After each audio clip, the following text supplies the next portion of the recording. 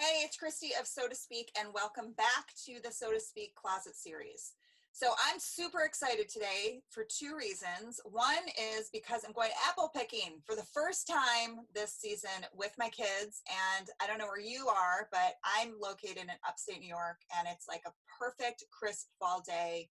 No better way to kick off the pre-fall season and to celebrate my kids and myself completing our second week of remote learning than to go apple picking. So there's that.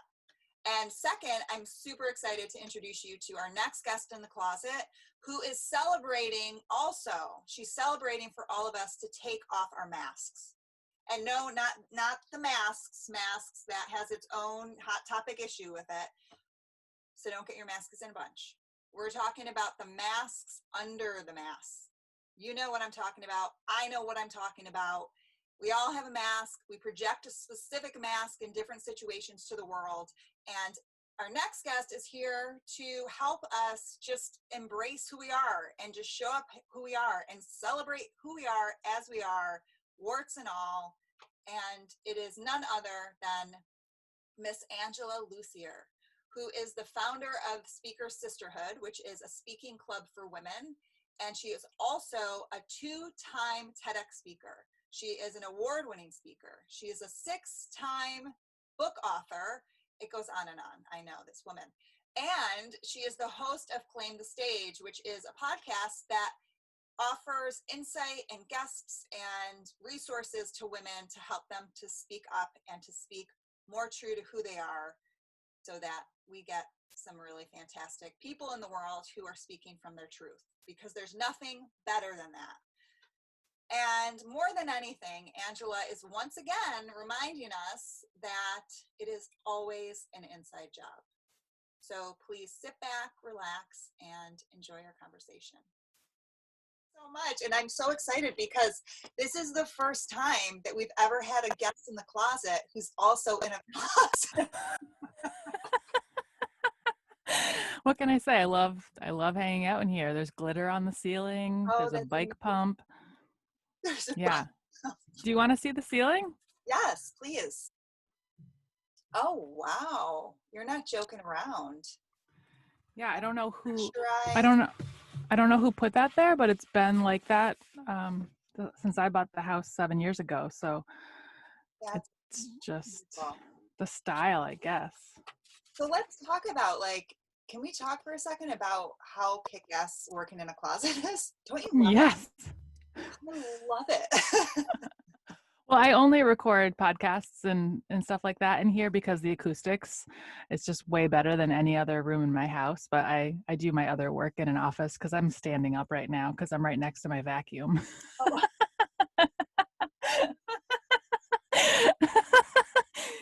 There's a mop like 3 inches from my foot. What? I just love the visual. You got a bump pump, a bike pump, a vacuum. What else is in Angela's closet? I just have to say, being in communication world, right? So communication world, your spoke is mainly like speaking voice. And you could just get a lot of people who are speaking in a very canned way, even though they're speaking about communications. And Yes. I never felt that from you from day one. I was like, this girl's the real deal. Not only does she know what she's talking about, but she has such humility about it, and humor, and heart. Those are like my 3 H's. I'm always like humility, humor, and heart. And you've Ooh, I nailed like them. that. Run with Thank it. you. That means a lot. I like that. And I agree. I try really hard to just show up as me. And if I don't know something, I say that. And sometimes I like joking around. And that makes sometimes the points are easier to make if you just add some humor to it. Because some of the stuff can be kind of dry. So when I took the speaking school for women that you have, which I still have access to, which is fantastic. I love that. You would be talking about things, and then you would just throw in like an arbitrary slide, and it was just so relieving. It just because the wonderful thing is there's so much content. It's also that you have it for so long so you can digest it, but you putting those moments in just allowed you to reflect and digest for a second and lighten up instead of being overwhelmed. Yeah, and I think that's important when you're learning, is just to like have some fun with it and not take it too seriously and not get too bogged down. I remember one slide of a baby donkey, and that was probably my favorite slide of the whole course. And it wasn't really in there for absolutely no reason except that I loved that picture of the baby donkey like gallivanting through a field. It added so much of you too. So like we knew who you were from that baby donkey picture. I mean, it was just great. It really was. Thank you. And anytime you see one, which is rare, you think of Angela. So it works. That's really nice to hear. Just like first things first, like when you think of what you do, you help people uncover their voice. And you Yep. see that that's not fast. So No. what do you mean?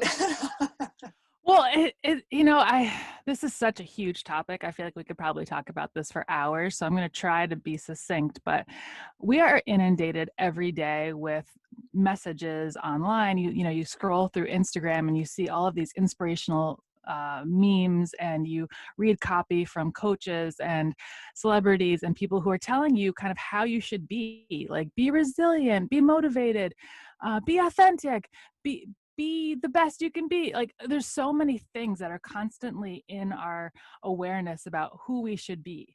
And so we're constantly trying to like recalibrate ourselves and think about how we want to show up and how you can be the best at who you are and be better tomorrow. But what happens in that whole process is that we start to leave behind our instincts and our intuition and our connection to ourself, because we're constantly striving to become this other thing. And so I think a lot about this because I see new speakers show up at Speaker Sisterhood with a fear of public speaking, and they stand in front of the room and they go, I don't know how to do this. And I say, all you need to do is talk. It's about getting comfortable presenting yourself in front of people. You don't really have to know how to do it. It's just saying what comes to mind. And they're scared because they don't want to say the wrong thing or look the wrong way, or hold their hands in the wrong place, because they think there's a certain way that they're supposed to present themselves. And what that does is it takes away their ability to uncover their true voice, because they're focused on trying to have this representative out in the world of themselves that reflects all the things that we're constantly told to be. So with that being said, what I've learned about uncovering your true voice, and the reason that it's not fast and it's not linear, is that you have to first just learn how to be present in your body and learn how to feel the clues about what's true for you and what's not. And what that requires is getting out of autopilot and getting out of that responding to everything around you and all the coaches and all of the experts and all of the books and all the things out there that are constantly telling you who you should be. And instead, you have to connect with that inner voice so you can tell when you're telling yourself the truth and when you're lying. And I think we're walking among a lot of pathological liars who don't even know they're pathological liars, because they think that they're being true to themselves, but they're really following some script that's out there in the world about how they should be living their life. So if they can just try this first step of, the way to be present in your body is to notice when you're asked a question, there's like a little like a quarter of a second where your body tells you the answer. And if you listen to it, then you'll be able to answer truthfully. But most of the time we override it and we just answer the way we think we're supposed to answer. So for example, I was asked to go to a party it was like last year. And I remember I didn't really want to go to the party, but I felt like I should go to the party because, there was going to be somebody that I hadn't seen in a while. And I also just, I didn't have anything else to do. And I thought, well, I'm free and I probably should go. So I went. And the whole time I was there, I was like, I wish I didn't say yes to this. I wish I had just trusted myself and said, no, I'm going to stay home. Because I really didn't have that much energy that night and I wasn't really in the mood to socialize, but I went anyway because I thought that I should. And if I had just trusted that little voice inside of me that said, no, don't go, then I would have had a whole night to myself to do whatever I want to do. And that's a really simple example of how to start trusting yourself. But that's where it starts, is with the small everyday decisions that we make, where we are operating from autopilot instead of from our true self. So that's just the first part of 4 steps I've identified And I could keep going unless you have any questions about that. Well, I just want to pause. I just had comments. Like, I think it's simple, but simple is what people can grasp. So I Yeah. think it's a fantastic example. And I also feel like it's so resonant. Like, how many people have gone to parties? Like, granted, people may right now be like, I miss parties. Like, Yeah. I just want to go to a party. But so many people have been in that place. My question is, how do you know the difference between, to keep going further with that party, right? So how do you know the difference between the moments when you say no to it out of fear versus out of like genuine, no, I really am not in the mood to go to that. And I don't mean fear like you're scared of, but I mean, some people are socially, right? Socially awkward or just have intimidation. They're just not in the mood. They don't know who's going to be there. And that sense of unknown can give them that fear. So just with that growth space, like, in regards to differentiating between the two, what's your thought on that? Yeah, that's a part of the process, is being able to identify when you're saying no because you're scared and when you're saying no because it's what is really good for you to do, because that's how you truthfully feel. And sometimes being scared is a good enough reason not to do something because you're just genuinely not ready for it, or it just doesn't feel like a good choice. But the more you start to listen to yourself, the more in tune with yourself you become, and the easier it is to be able to tell when you're saying no to something and why, and whether or not that's what you want to do. And so it's like, it's not fast. Like, it might take months and months and months of saying yes and no to things to really start to feel like, oh, I'm starting to hear that voice and it's getting louder and I'm starting to trust it. And when I follow it, good things happen. So it might take, yeah, it could take 6 months or it could take a year. It could take a long time. And unfortunately, it's not like do it once and then you're all good. It's like you have to do it like hundreds or thousands of times. The more you do it, it doesn't feel like work, right? Right. Like, you have to do it a ton Yeah. of times, but it's not like practicing the piano where you're like, I have to practice the piano again and again until I get to like 10,000 hour mark or whatever. But like, so practicing it more and more actually is getting you closer. Yep. Yeah. And it becomes more of a habit than something you have to stop and like really think about and be intentional about. It just starts to become part of the decision-making process. Like, okay, before I say yes or no, let me take a second to check in with myself and see how this feels. And the feeling will get stronger, and you'll just be able to recognize, yeah, I don't want to go on a date with this person because there's just something off about them. And I'm not going to just say, well, why don't I just go and check it out just in case, because I feel in my body that it's not a good choice for me. So once you've got that piece kind of rolling along and it feels like, you've got it kind of under control, step 2 is to start noticing when you say yes and when you meant to say no, like, and vice versa. Like, you become aware of your preferences and needs more. And so like, if you went to that party and you didn't mean to, like, the awareness starts to build, and the awareness is the thing that leads you to uncovering your true voice, because you're more tuned into yourself than everything around you and everyone around you who's telling you, no, do this, no, don't do that, no, act like this, no, don't act like that. Because that is just so maddening. And sometimes I have to unsubscribe from newsletters, and I have to take people off my social media feed, because I start to feel like, oh my God, I'm starting to just try to become this person that this other person I admire is telling me I should be, and it's taking me off my own course. And when I'm writing one of my books, I never read other people's blogs or books or newsletters, because it totally influences what I'm talking about. Yes. It's so easy to happen. Oh my gosh. I love that you're saying that for 2 reasons. So like, circling back that we're doing a hard like focus on intuition with this, I always put a book up front, like just my gut feeling of the person. And I was originally going to put, and I'm going to do it now, I was going to put Shakti Gawain's, did you ever read this, Developing Intuition? No. It's so good. And I was like, no, she's a writer too. I'm going to put Bird by Bird. Did you ever read that by Emma Mott? Oh, no. God. Okay, so both of these have to go on your reading list. There's, well, not while you're writing, but but I'm going to leave this one because, so that's that. But the second thing that I love hearing you say that is, one of my other friends who was on the series a while ago, he's a ceramicist, he's an artist, and he said the same thing. Like, you can't, like, one of his most terrifying moments as an artist is you can't go back. Like, once you start becoming influenced by another artist, then you start losing your, like, that's his fear, is that, like, that fear, which is what I'm hearing with you, like, where do I end and they begin? It kind of melts together. Like, is that my voice, or am I speaking as them because I'm influenced and they're so influential in my life? And I'm hearing that big time with what you're saying. Yeah, it starts to become like everyone has the same exact voice. And then the advice you get from the experts is, well, find your own unique voice. But but at the same time, I'm going to tell you how you should sound. So don't actually have a unique voice. Sound like this. It's so confusing, and it's so contradictory. I don't understand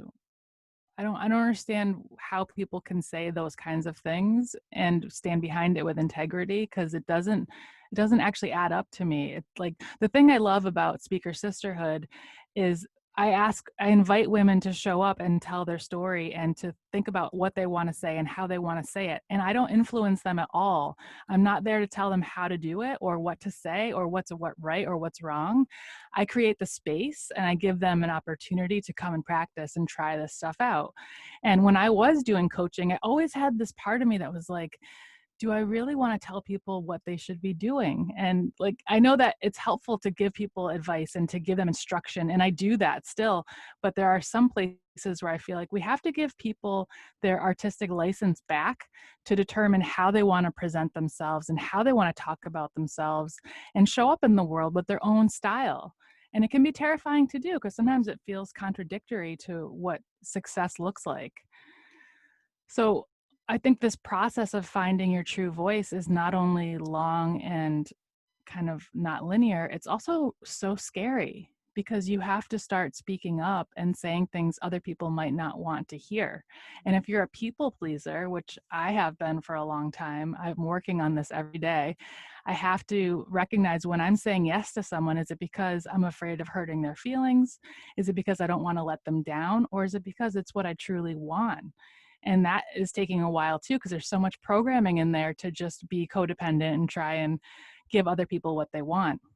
So that is a huge piece of it too, in uncovering your true voice, is being honest about why you're saying yes. Bring home the whole people pleasing thing too. I think the vast majority of women are there, or they're at the other spectrum of, like, I don't give a shit. And that's not necessarily the truth either, because if you're either side, you do. You care, Yeah. right?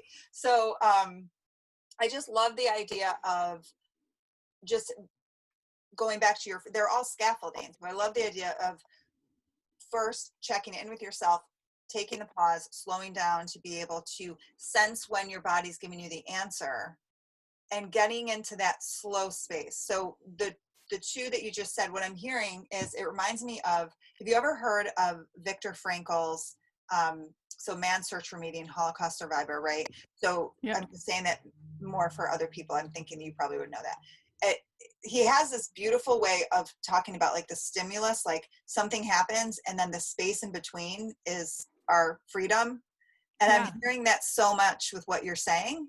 And so taking that and going with that, kind of the unnerving feeling that comes along with the silence and the pausing at first. Can you just speak to that, how people can maybe work to become a little bit more comfortable with the discomfort of slowing down and pausing before answering?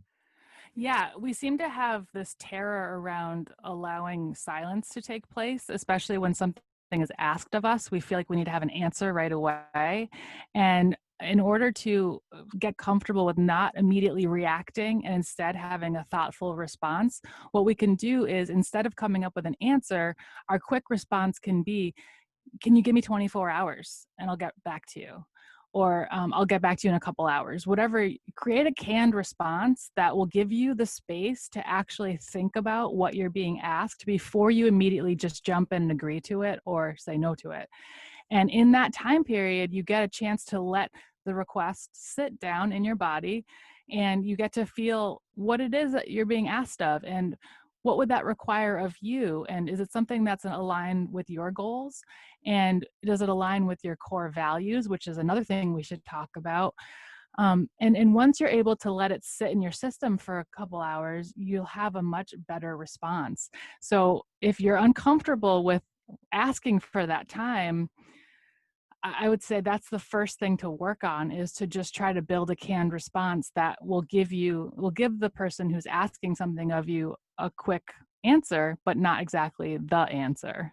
I also think of it like it's also modeling for other people, like, oh, you can do that. Wait a second, you don't have to jump in and just be an autopilot. That's kind of, so if I feel like for a lot of people, if you know that it's benefiting someone else, you're more likely to step into like that courageous space. I know that, Yeah. like, I think about like my kids, or I think of my girlfriends or whoever, and I'm like, you know what?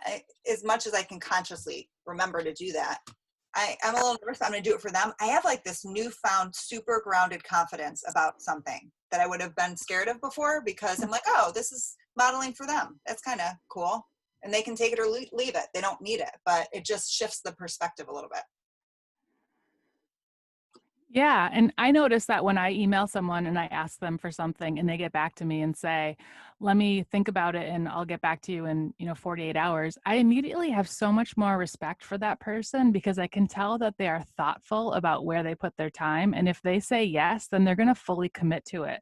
Versus the person who sends off a quick one sentence email with no punctuation from their phone that says like, sure, send me the details. And it's like, is this person even going to remember this in 20 minutes? And do I want to work with someone who's going to be like so kind of short and not really thoughtful?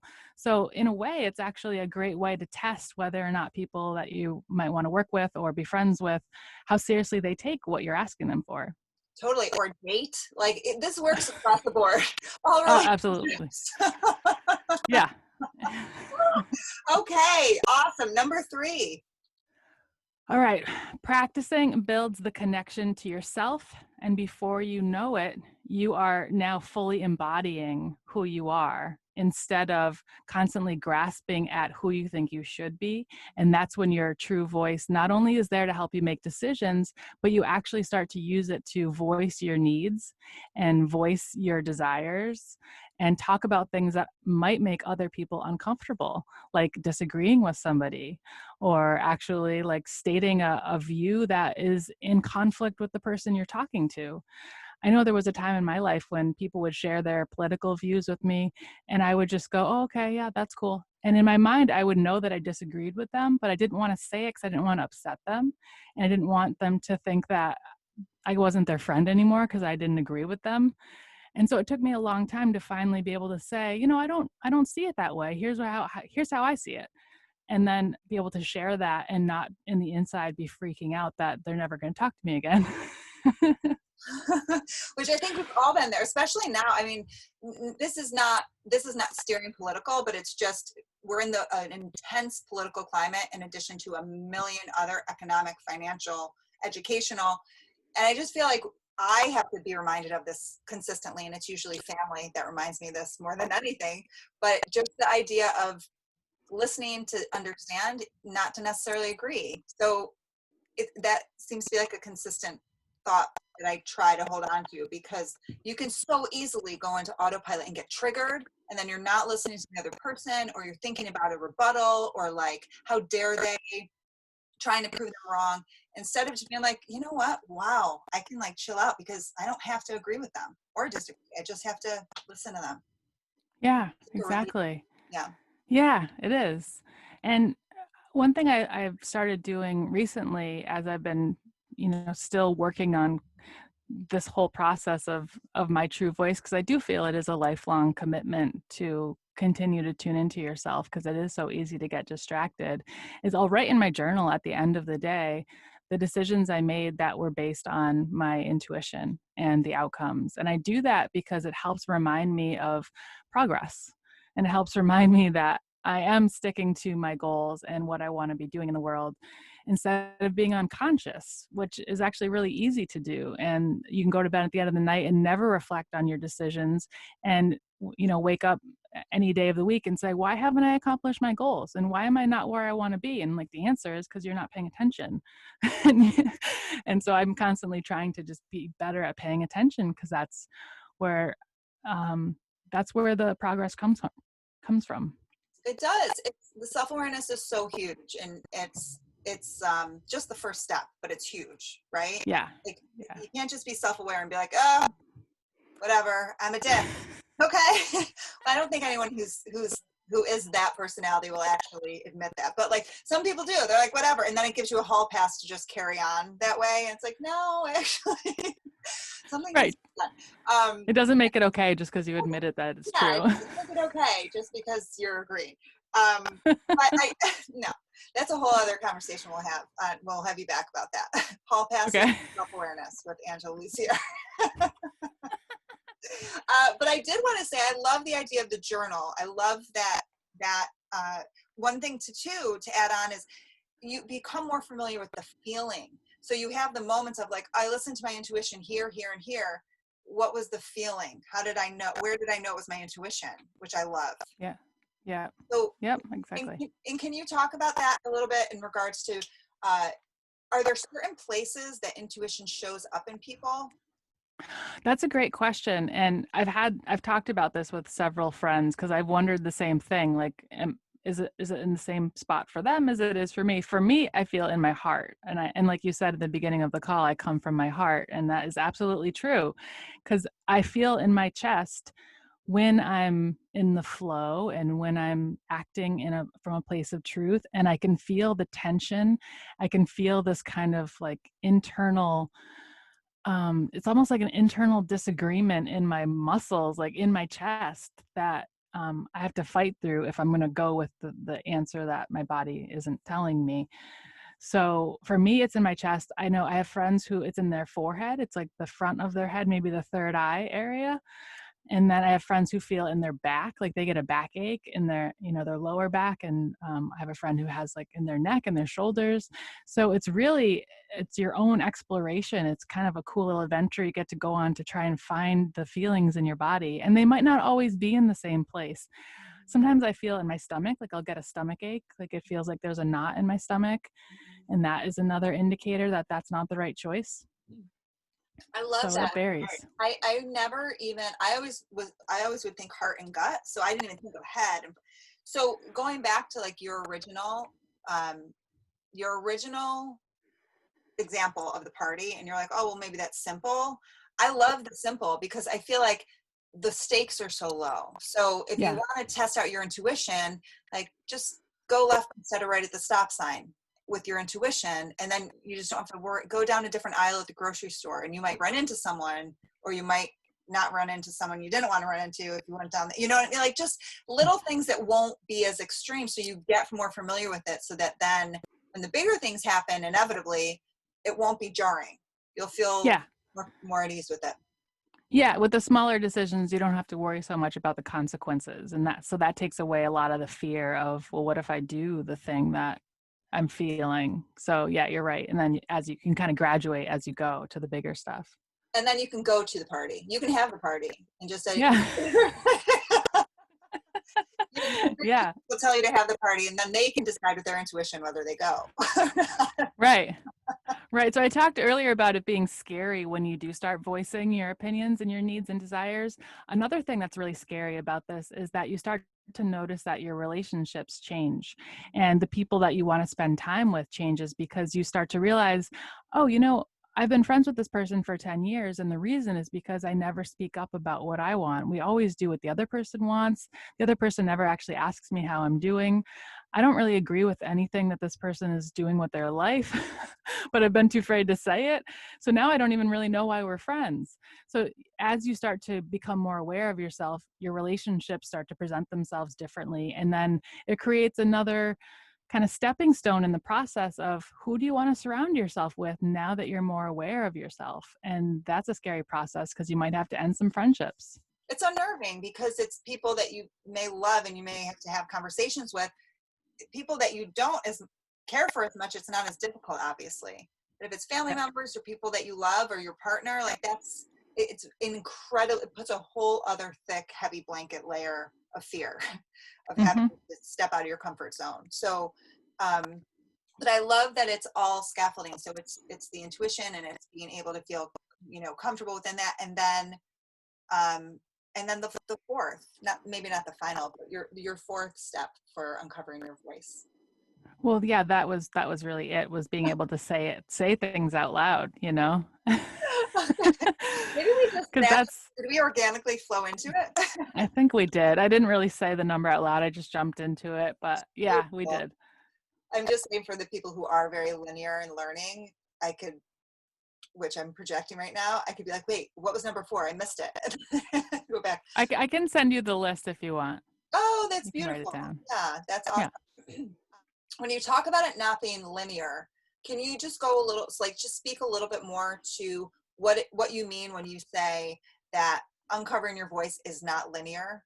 Because I feel like we're told that it kind of is. So I'd love your perspective on that.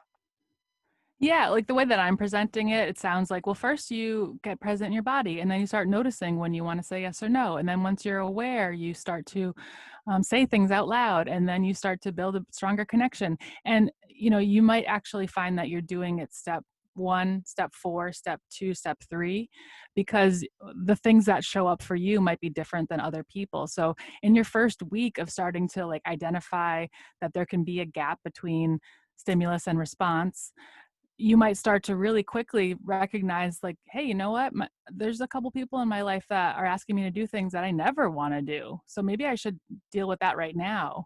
And that's like in your first week versus someone else who needs a year to get to that point. So it's not like this process works the same for everybody. It's really just about paying attention to yourself and what's showing up for you and what you want to deal with and when, and the speed of it is really up to you as well. I love that it all comes back to you.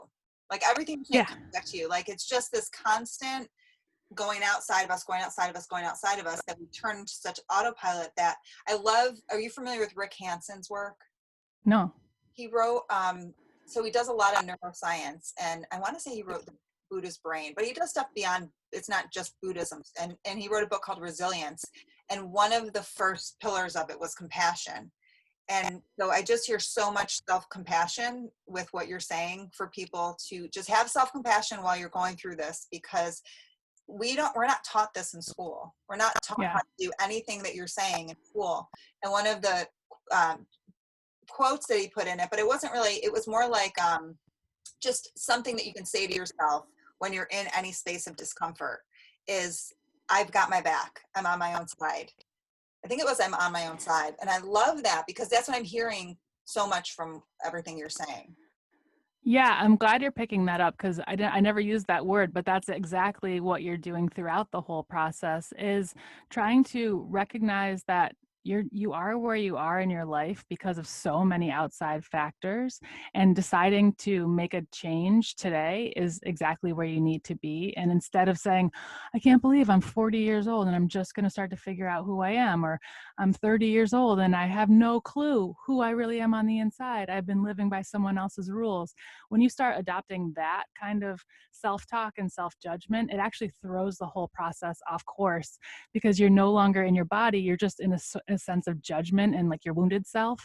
So being able to just show up and say, like, I'm going to just listen to myself, and I'm going to start this today, and I'm going to do it again tomorrow and the next day, and see what happens. It's such a more pleasing and exciting and opening experience versus this like self-punishing experience of, how did I not already know all of this stuff, which is never a good place to come from. It's not. And going back to what you were originally saying, we're inundated with that. We're inundated Yeah. with like better, better, better, better. And I understand to a degree and appreciate the whole continuous improvement, but Yeah. it's like running ragged at one point, like there does need to be this more consistent front burner of going inside first, and then having that lead you to what you're going outside to do or to gravitate towards. So I love that your entire method, for lack of a better word, just like your approach to it, is just so much more internal. Yeah. It's internal. It's so beautiful and it's so tender. Yeah, it is. And I totally agree with having a growth mindset. I love learning new tools, and I'm constantly listening to podcasts and looking at new ways to see the world.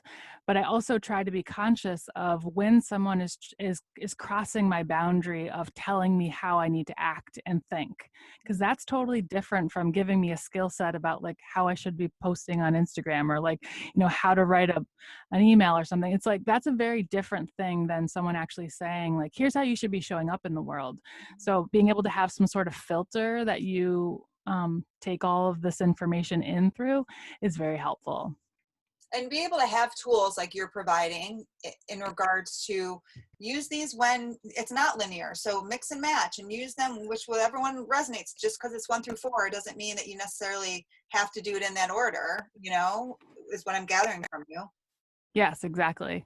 It's really, there could be 15 totally different steps you take once you start the first step. So I don't want to tell people and prescribe the whole process and say, this is exactly what's going to happen and this is how it's going to happen and when it's going to happen. It's more like, here are some things that will probably happen. And, it's up to you to determine the whole process. And if they don't happen, you're not doing it wrong, right? Right. Right. Gosh, there's such this and that's like the fixed versus the growth mindset, right? Like, wait, I did it this way and I did it wrong. That's the beauty of intuition, is that it shows up in everybody. Just like Angela was saying, you were saying about your friends with the head and the shoulders and the back and everything. It's about you trusting yourself and knowing yourself. And I do feel like, myself included, we've just gotten so far away from that. We've been absolutely programmed to get far away from that so that we don't trust ourselves. So I talk to so many people who are perfectionists, and in some ways I'm a perfectionist, in other ways I'm not a perfectionist, but I know that when I'm learning something for the first time, I try to be as compassionate with myself as possible, because it's really hard to have a learner's mind and also be like mentally whipping yourself at the same time. So for anyone listening who considers themselves to be a perfectionist, this process might aggravate you because it's not fast and it's not clear. It's like, I am not going to be able to say like, this is going to happen on this day. It's like, you're going to have to be messy with it. And perfectionists don't like messiness, but what it's going to do is open you up to a whole new part of yourself that you may be afraid to see, because you're trying to control everything and keep it organized and tidy and clean and neat. And underneath all of that, there might be some information for you that could help you get to know yourself a little better. Absolutely. And that goes right in line with slowing down, to be able to get the information and to hear and listen to it when it pops up. Yeah. And I'm type A, and I move very quickly. And, after having a baby and having maternity leave and then kind of living through the 6 months of COVID, I've slowed down a lot. And if I saw myself like, a year or 2 years ago, if I was able to see in the future and see myself now, I'd go, why isn't she doing anything? What is she doing? Like, she's not getting anything done right now. With a vacuum cleaner? What's going on? No, this would be totally normal. I was doing this 2 years ago. Beautiful. Okay. But when it comes to the number of things on my to-do list and the number of goals I have right now, it's a fraction of what I had on my list 2 years ago. And I was making myself crazy trying to get everything done and fill every minute of every day and be so productive and accomplish everything. And yeah, a lot of stuff got done, but at the same time, I can barely remember that time in my life because I was so busy and every minute had something scheduled. And now I'm able to actually enjoy the work more and be more present in it. And right now I'm offering a new course, Online Presenting Made Easy. And putting that course together was such a different experience than my past courses, because I gave myself a ton of time to sit with the content and just dream up different ways to present it and think of how could I make this fun and how could I be engaging, and not just gotta get it done, but like, hey, I would like to enjoy this too. So how can I make that happen? And I do believe that a lot of that came from not only having time off from work, but also getting better at connecting with myself and realizing that pace was not good for me. It was never good for me, but I was so like, just had such a desire to work and to accomplish that I was just like muting that feeling all the time. And now you're waking up to it. And I want to stay with your course so that we can get a little bit more info for listeners and viewers about it.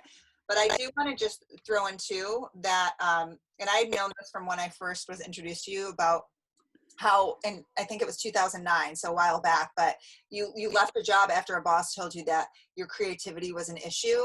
And I just Yep. love that now your creativity is your asset. Like your creativity is, it's just like who you are. And it's even still, I think, in your tagline, right? Stop waiting, start creating. Is that still within? Yep. Yeah. My TED Talk I did in 2010 had that whole story in it about my boss telling me my creativity was an issue. And I'm really glad I shared that story, especially there in front of that audience, because that day, hundreds of people came up to me and said, my boss said that to me too. Oh my God, I didn't take the same path as you. I just felt bad about myself, or I quit and then I didn't know what to do next. And I just felt like, oh my God, I'm not the only one who's trying to fit into a box I don't fit into. And I feel lucky that I took the steps I did to try and embrace my creativity instead of try to stuff it down. So for people who are in a job where they don't feel that their creativity is embraced and respected, like please try to go in a different direction so that you can have that creative part of your life present and you can honor it, because like we all have this special light inside of us with this art and this music and all this stuff that wants to come out, and when we crush it, we are like depriving ourselves and the world of that beauty.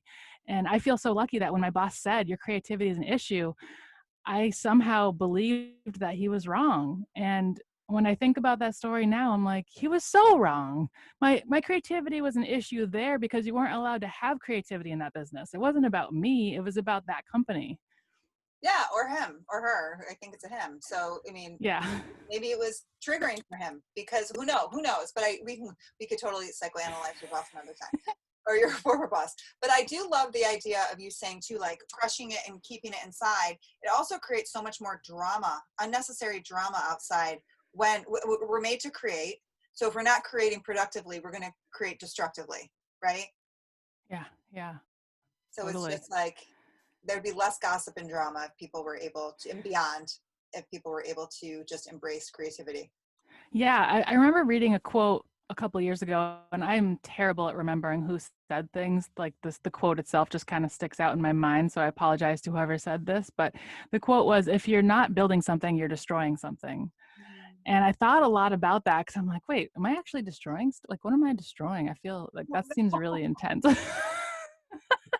But it's so true because like, because we are creators, we are people who, we love to make things, we love to produce things, we love to problem solve, and if we're not using our brain in that way, then we're probably, you know, doing something that we shouldn't be doing. And so to put it bluntly, like to say if you're not building, you're destroying, I do think that there's a lot of truth in that. And it might, like I think about my maternity leave and I wasn't like building anything at that time, and I do think I was destroying something. I was destroying my old identity as a person who wasn't a mom, who would never become a mom, who didn't really want to be a mom. And now I'm like, oh, I love being a mom. So I'm like destroying this old identity. In the process, I'm building a new identity. So I guess those two things were happening simultaneously. But that was a terrifying time as well. So sometimes destruction is okay. It's just about being aware of where you are in your life and what it is you're doing, you know, which part of the coin are you operating from, building or destroying? Yeah, I love that. And it reminds me too of just like we always hear about the phoenix going down and rising from the ashes, but we don't hear about it like hanging out in the fire, getting Yeah. burned like burned to charred to shreds. Oh, I know. Yeah, and I was so apprehensive about like having my podcast at that time because I felt like I'm gonna get on the mic and I'm just gonna be like, you guys, oh my God, this is so hard. And I couldn't make myself talk about it because I was living in the fire for months and months. And then now that I have more perspective, I feel like I can talk about it. But yeah, when you're in the fire, it's really hard. And it's really hard to feel like you know how to talk about it. And you're engulfed. And I feel like there is something to be said though, which sounds so, being out of it, right? Sounds so wise, but like, because it's so much scarier when you're in the fire. I think people would appreciate us talking more when we're in the fire. I think it Yeah. makes people Yeah. feel so much more just united, less alone. If when we're in the fire, we're brave enough to be like, I'm feeling this right now and it's terrifying. Well, I have two opinions on it, and this is what I've gone back and forth on all year. Is the first opinion is we should process our stuff before we put it out to our audience, because we don't want to put it on our audience to try to solve with us. Because our job as content creators, as leaders, as speakers, is to give the audience a message that they can take with them that might improve their life. But if we're showing up with all of our feelings and our difficulties and we haven't been able to process them, then we're kind of handing them over to them and we're not giving them value, we're giving them our problems.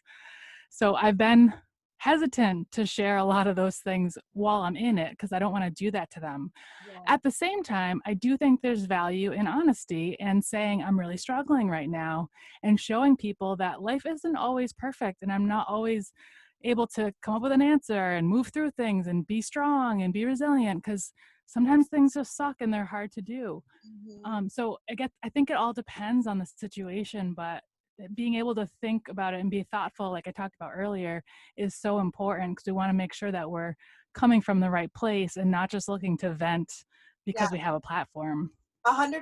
It's the conscious content. And it goes back completely to what you were talking about at the beginning of when you are able to check in with your intuition. Even when you're in the fire, intuition is still there. It might even be like on fire, like I'm Yeah.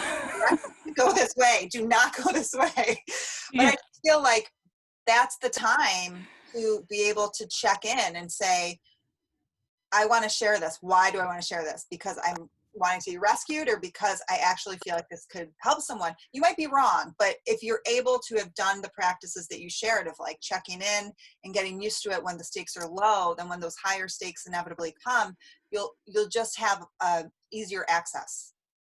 Yeah, exactly. It's about recognizing your intention behind it, and you can easily recognize it if you've already been tuning into yourself. So your online presenting made easy course, it's hitting everything. Yeah, I wanted to get a little bit specific just so that I could make sure that the content I'm teaching people to put together applies to them. So it is for people who are either self-employed or in a sales and marketing position or are a leader in their company and have to promote what they're doing. So if you're a sixth grade teacher, I don't think this is a good course for you. But if you're in any of those other roles I mentioned, then it's perfect, because what we do is we're going to cover first, we're going to talk about content, which is so important because I've seen so many people put together talks where they're just going on and on and on and on, and you never know when they're going to make a point and how it relates to the goal of the talk, and if there is a goal to the talk, and is the speaker ever going to acknowledge that I'm sitting here? So we talk a lot about content, and I made a whole worksheet and a template on how to put together a talk that really reaches the audience and is creative and fun, and it's a template that you can use over and over again for any length speech. And then we're going to talk about delivery and how to get an audience engaged, even if you can't see them, because it's so easy to disengage when you're sitting behind a screen and someone's just like, talking and talking and talking. You could be scrolling through your feed or reading your email. So this helps presenters learn how to keep the audience paying attention. And then I go through the technology too, because there are so many cool tools in Zoom that a lot of people don't know how to use. So I'm going to show how to use a lot of those things, like breakout rooms and whiteboards and polling. And it's so simple. Like all of it is simple. It's just knowing that they're there. And then they'll have time to practice as well in the class because we're going to use little breakout sessions. So it's going to be a lot of fun. I'm really excited about it. And it's online. It'll be taught live. And so far I have some coaches and some healers and some business owners signed up. Beautiful. And it's Monday nights.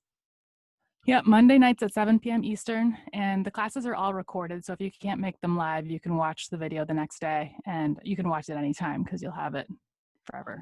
Speaker Sisterhood is a network of public speaking clubs for women they're set up specifically to give women a space to show up and practice using their voice in a safe space in a community of other women who are doing the same thing. So it's not about being perfect. It's not about being the best or being right. It's just about showing up and practicing. And you get to know your club. You get to use a curriculum that teaches you how to write speeches. And then you get to just say whatever you want to say. And it's like the best way to learn public speaking. So right now, all of our clubs are meeting virtually. So you can join any of them, and your first meeting is free. And the club directory is at speakersisterhood.com. That's fantastic. And Claim the Stage, your podcast. Yeah, I have a podcast, Claim the Stage, just turned 4 years old, and it's all about speaking. It's a podcast for women who want to get better at speaking on stage, speaking in relationships, just being able to use your voice. And I cover topics like getting over the fear of it, how to make money speaking, how to story tell. There's 145 episodes up there, so my guess is there's something up there for you. It's one of my go-tos, your Claim the Stage, and there's so many podcasts out there. So Oh, I thank you. find that it is. It's just so, I feel like the thing I love about podcasts, and specifically ones like yours, you feel like you're in the kitchen with me. You know what I mean? Like I'm cooking, and I just feel like you guys are hanging out in the kitchen. I'm like, hey. Oh, that's great. That's when I listen to podcasts too. I Right? love Like it. really, it makes a difference when it's that intimate. There's like a great, very natural, authentic, organic intimacy of with your guests that you choose to. So kudos to you. It's not an easy feat. I'm excited. You're the first one to do the closet cues. Do you have a better name for that? I just like pulled that out of my butt like this morning. I was like, closet. I'm like into alliteration. So I was like, closet. I'm like, no. If you think of something, let me know. All right, let me do the questions and then I'll see if Yeah. I can come up with something because I don't know what you're going to ask me. Yeah. So Angela, you're kicking it off. The first one is, what would be one thing that we would find in your childhood closet besides clothing?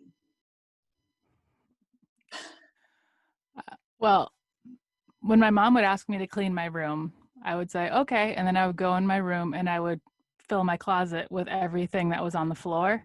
And then she'd come up an hour later and say, where's everything? And I would say, I cleaned it. And then she would, and then she would open the closet door and everything would fall out. And she would, so basically everything in my room was in my closet at one point or another. That was just kind of how I cleaned. So it was like a natural fit for you to run your podcast out of your closet. Comfortable. Exactly. So if you could leave a message written on the closet wall for anybody in the world to read, what would it be? Bring snacks. Which snack? What would be like your top snack?